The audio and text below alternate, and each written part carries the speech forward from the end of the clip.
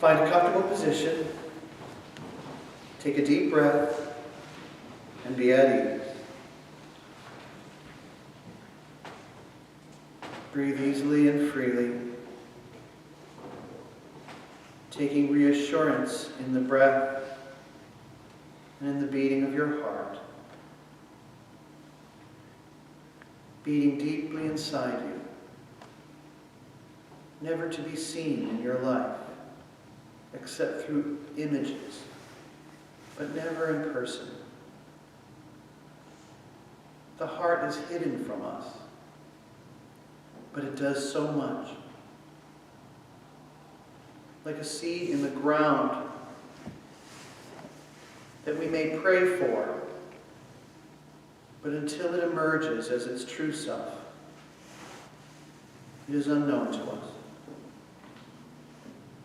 Imagine your heart as that seed.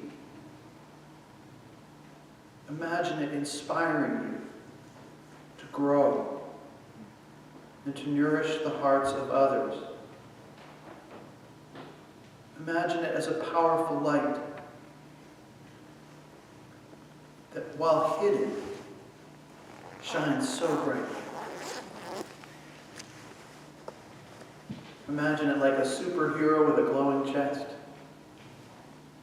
an Iron Man, sending its light far and wide, healing all those who come across its path. This is a power we have, but don't understand.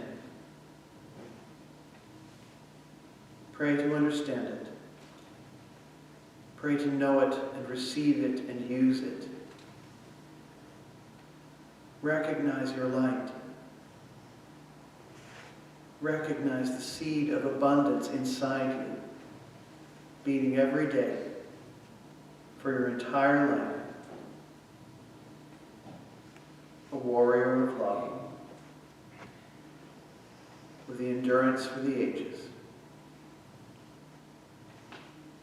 Take one final breath and return.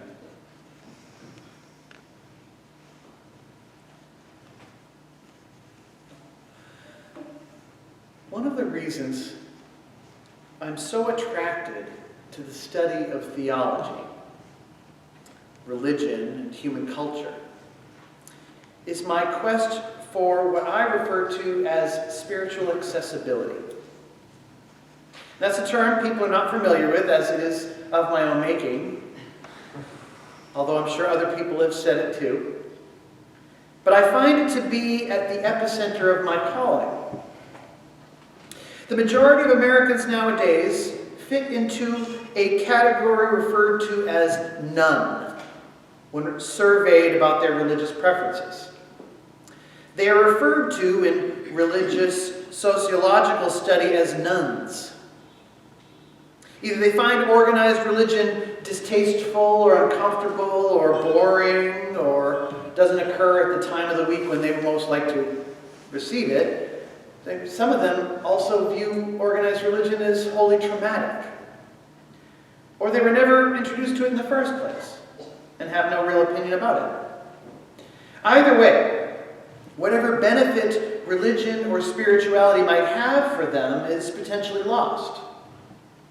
And that's where I feel my own ministerial calling comes in, because there are many aspects, most notably from ancient traditions, that continue to have great value, regardless of one's personal religious beliefs. And I feel that one should not have to belong to a church, a mosque, or a temple in order to benefit from ancient spiritual wisdom, though much can be found in them. But for some, their discomfort with organized religion is so pervasive it eclipses any ability to receive and utilize the practical teachings within them. And I can't blame them for this. Church is not a regular part of most Americans' lives nowadays. And there's so many reasons for it, beyond what I've already listed, that we can't hold it against them for not wanting to be a part of a spiritual community like we are. But what we learn here, we can share with these people in ways that don't sound or look like us trying to get them to come to our church. Although if you feel there are people who would benefit from it, we definitely encourage you to invite them. But you are purveyors of ancient wisdom to the outside world. And remember that. Because this is where I feel my own ministerial calling comes in. I argue that virtually every religion or spiritual tradition has within it a set of guidelines for good living that are independent of the metaphysical or dogmatic aspects which tend to turn people off. The dogmatic parts, especially, meaning articles of faith that one is required by their religion to believe in, are often conflated with the practical advice. And that's the unfortunate part. In other words, by way of an example, some believe that the definition of Christian is one who believes in the theology that Christ was the living embodiment of God on earth and that his death and resurrection saved humanity. And that article of faith, when expected by your church to believe in, is what dogma is. Some dogma is that Mary was a virgin, that Jesus was born on, or died and then rose 3 days later. If you don't believe those things, then you're not welcome in that church. That's dogma. Well, I don't contradict or disparage any of those beliefs, because I wasn't there. How can I? I feel it's entirely independent of whether or not the practice of forgiveness is a good idea, for example. Forgiveness is a worthwhile practice, regardless of someone's belief in God or the deity of Christ or of any religion. Now, I know this view will be upsetting to some people, and it's not my intention to tweak them. But it is nonetheless true that the broad definition of Christian, the one you might find when you look it up in the dictionary, is one who studies and practices the teachings of Jesus of Nazareth, not adherence to any one metaphysical viewpoint. For how can it be? There are literally hundreds of various Christian denominations, each with its own nuanced theological view when it comes to the metaphysical. The origins of Unitarianism and Universalism are both actually Christian denominations with their own very specific viewpoints. Universalism is a belief that hell does not exist and that wherever we go when we die, we all go because we are all equally loved and worthy in the eyes of God. We know how that contradicts some other Christian churches. Unitarianism is the idea that God isn't three, but one. Unitarianism versus Trinitarianism.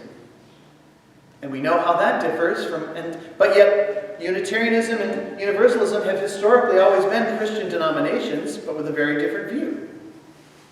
So we know those two glaring examples exist. How many others are there out there? So how can you say there is any one definition? And without there being one single definition, that means all of religious tradition in the world is open to interpretation and can't be prescribed by any one person. So what's left over is the fortune inside the cookie, the Dharma.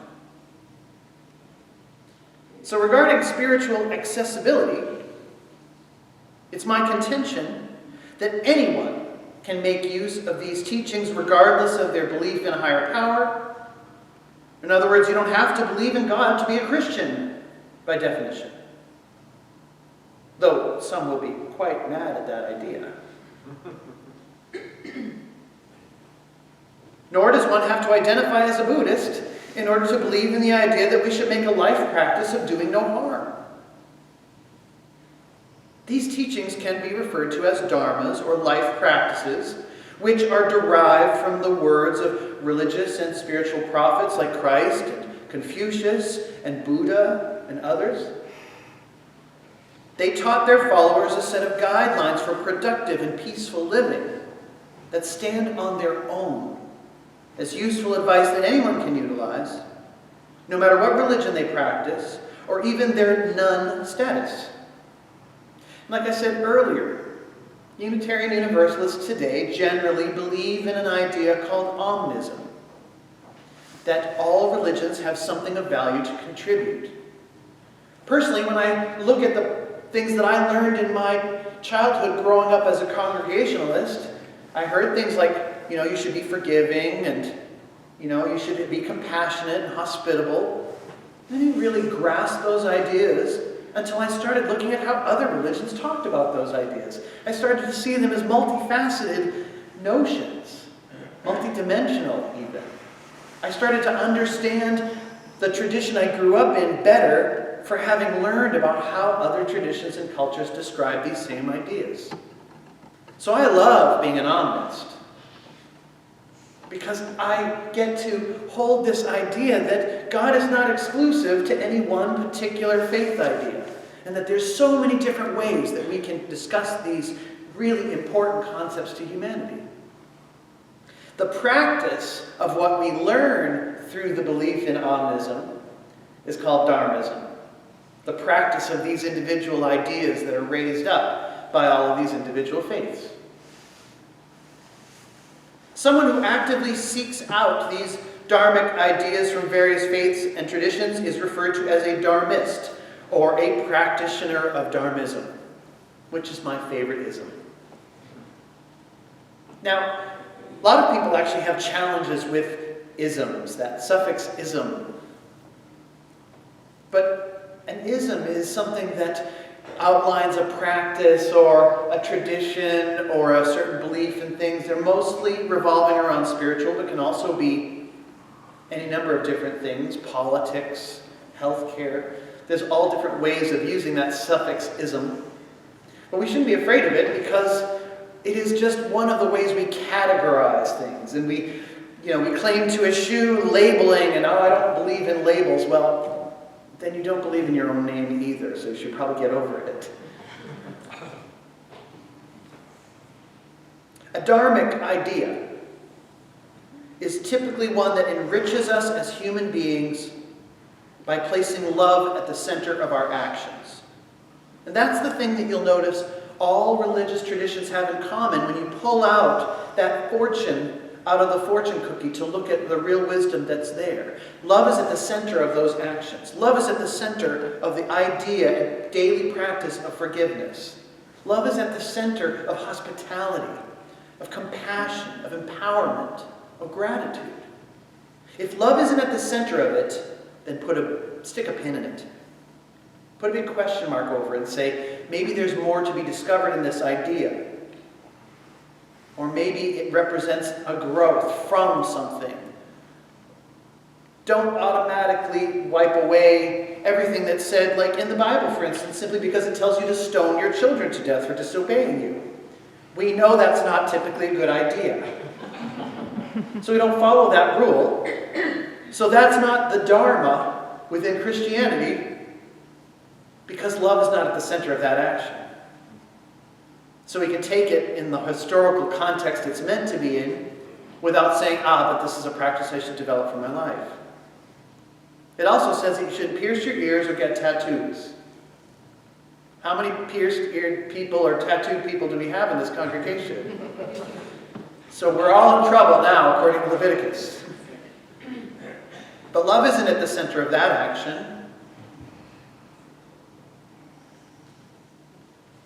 Unlike dogma, a dharma has no requirement of belief, nor does it threaten with punitive action anyone who doesn't adhere to it.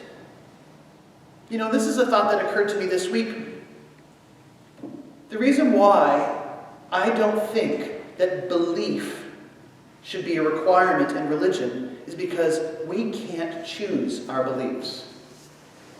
Had it ever occurred to you before that you can't choose to believe in something? I can't tell you for the next 20 minutes, you should believe in unicorns, and then have you do it. Can anyone tell you what to believe and have that actually be true for yourself? Belief is involuntary. Belief is an inner response to outer information as combined with personal experience. It's totally involuntary. I cannot tell you what to believe. I can make a suggestion for how you should behave, though. And you can follow actions. You can choose to behave by choice. You can act by choice. You can't believe by choice. So dogma is not a truly functioning thing in the world because we can't be made to believe something. We can be made to say that we believe it, though. And therefore you'll be welcomed into whatever community requires it of you. But that's why Dharma is so special. Because it's something that, even if we don't understand whether forgiveness is a good idea or not, we can see through our own actions the practicing of it and how it ends cycles of violence. It ends the angst and anger that we feel all the time at someone or something that has done something to us. We can process those emotions and then see a benefit to that. And that's where the idea of a belief comes from. I believe that forgiveness is a good idea because I have tried it. Dharmas come with their own natural consequences, both good and bad. When we follow the practice of hospitality, for instance, we usually directly benefit from that practice with an enhanced network of friends and support during celebratory or difficult times. When we are inhospitable, as a personality trait, we suffer accordingly. Natural consequences. No deity or central religious authority needs to punish us for not complying with the idea of being grateful. The potential adverse experience is built in. Dharmism is a highly accessible path toward personal peace and human understanding that does not require an organized religion to explore. However, that doesn't mean that they are in opposition with one another. A good, liberal, and progressive religious tradition can and does teach these things without a dogmatic requirement in order to belong. So don't feel that you must shy away from all organized religion in order to benefit from being in spiritual community with others. Just be careful with those traditions that require a dogmatic line that may or may not be natural to you. Your individual beliefs matter. They truly do. And that can't be ignored. That can't be flouted. It has to be accepted as a reality because it is a reality whether anybody wants to acknowledge it or not. Your individual beliefs matter. And you're the only one who can define them. And they are welcome here. Find teachings that put love at the center. And you will be on the path of the greatest likelihood of joy. For that's what all the spiritual masters throughout all of known human history have wanted most for us. Not worship, but love.